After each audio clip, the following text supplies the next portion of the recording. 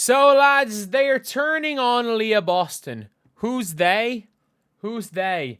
These are people that supported her through South Carolina. These are, or not, well, maybe I'm not talking about specific people, but in general, the general people that supported her through South Carolina. But unfortunately, she has not turned on Caitlin Clark.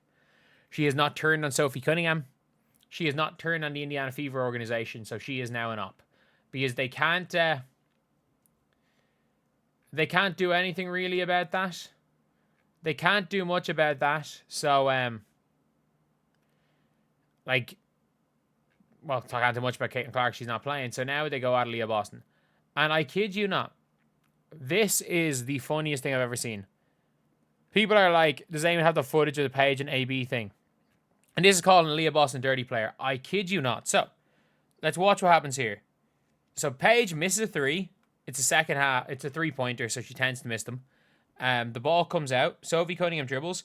Sophie Cunningham actually grazes with her head. If anything, it might have been an offensive foul on Sophie Cunningham. Aliyah Boston's standing there. And Paige just jumps on the ground.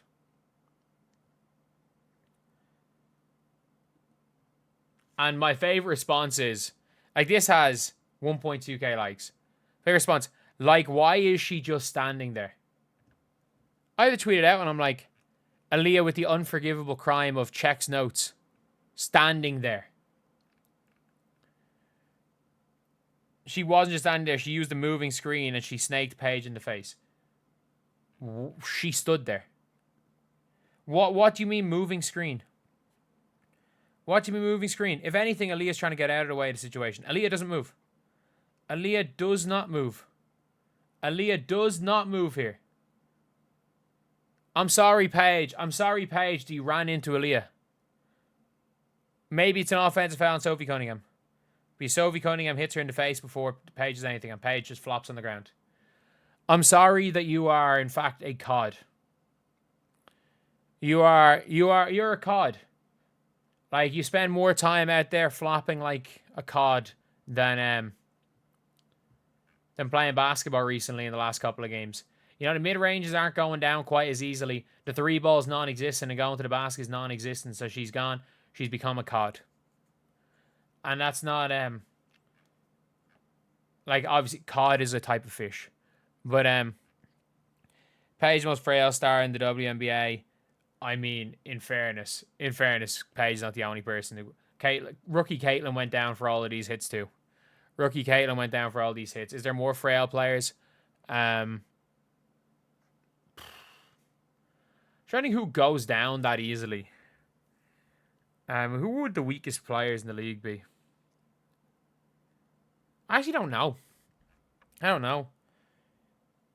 She loves watching the people she hurts. She stood there. She stood there, and Paige Bueckers isn't hurt. She just flopped. She just flailed. And looking through the comments, it is.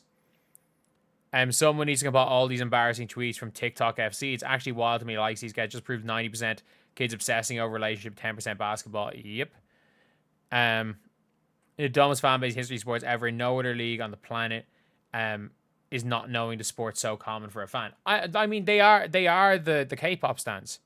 They're the K-pop stans. Watch the video of someone running into AB trying to get a foul call. Yeah. Don't know basketball. At least some of these things.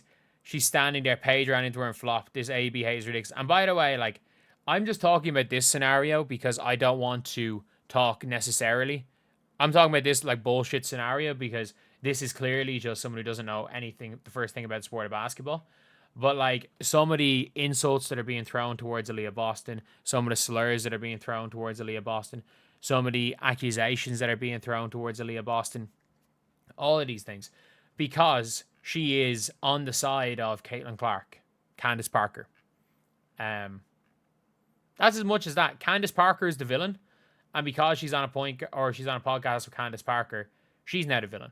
Caitlin Clark is the villain, and because, let's never forget, Aliyah Boston's friend, who made sure every time when fans that were fans of Caitlin Clark went at her that it was Caitlin Clark's problem, it's Caitlin's fault. But when there's a different group of fans that are now attacking Aliyah Boston because it can't be Caitlin's fault, you know, it doesn't matter. It doesn't matter that happened. None of this matters. And that's the thing when it comes to Fever players, is that all these, and by the way, I'm not specifically talking about this person. I don't know who this person is. I'm not talking about this person exactly here, so I'm going to take this off. Is there any way to take this off screen? But then also, let's not forget this.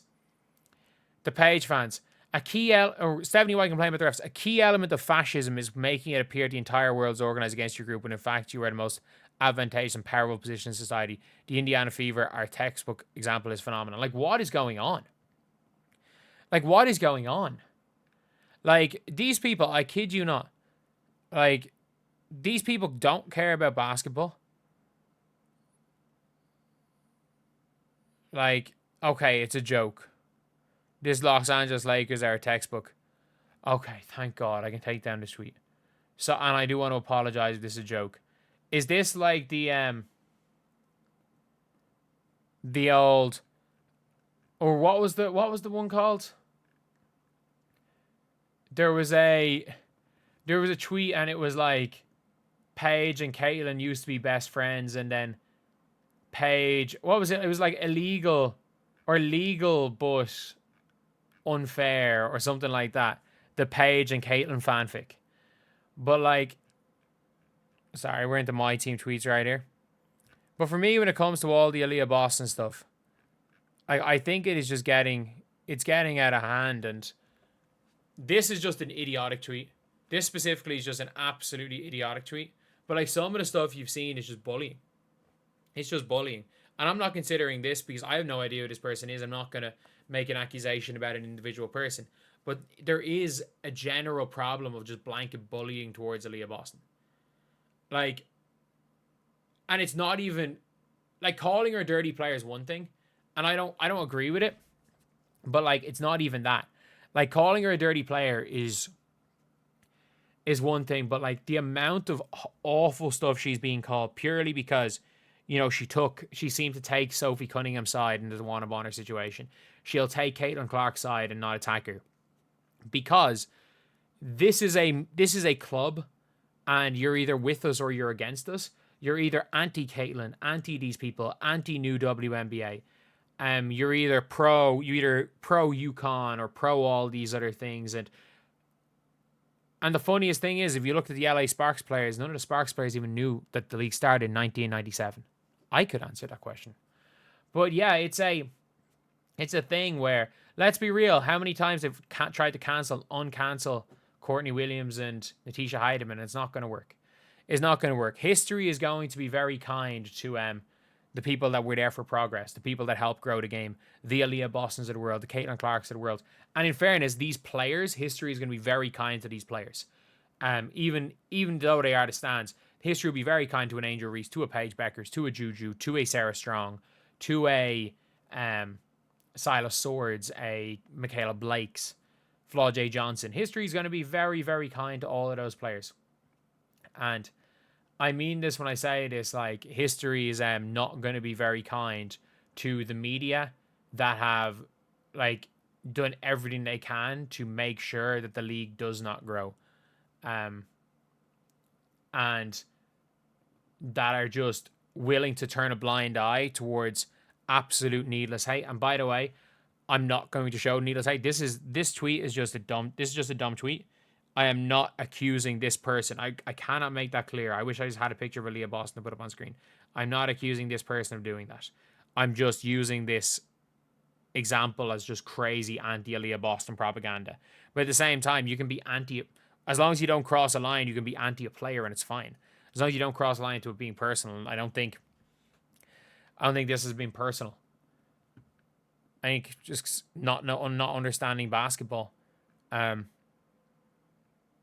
Like, not understanding basketball is not a crime. But some of the stuff is just horrible. And the problem is that when it's attacking Fever players, the media won't protect Fever players. Because if the media has come out and people have come out to basically defend Alyssa Thomas when, rightfully so, she's been called a dirty player. When Dejanay does something, the media comes out to defend them. But when it's a Fever player, it's not going to happen.